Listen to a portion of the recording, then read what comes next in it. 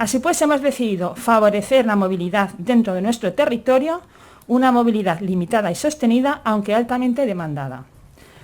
A partir del lunes 30 se prorrogarán el confinamiento perimetral de las provincias y el autonómico, no así el de las 3 capitales, de tal forma que no habrá restricciones a la movilidad dentro de la misma provincia.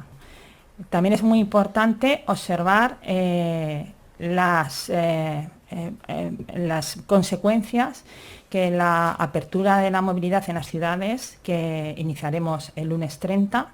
tenga sobre la curva de contagios y poder analizar exactamente la flexibilización de esta medida, cuánto modifica el descenso de la curva o la velocidad del descenso de la curva.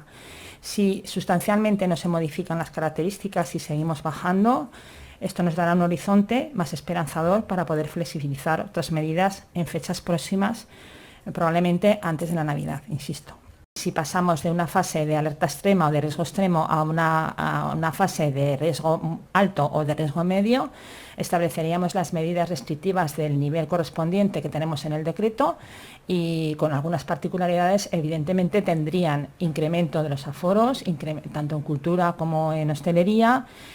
incremento de la movilidad, siempre que no sea una movilidad intercomunidad autónoma. No es nada definitivo, es la idea. Pero insisto, el confinamiento perimetral de las comunidades autónomas, la idea general, el marco general es que se siga manteniendo hasta que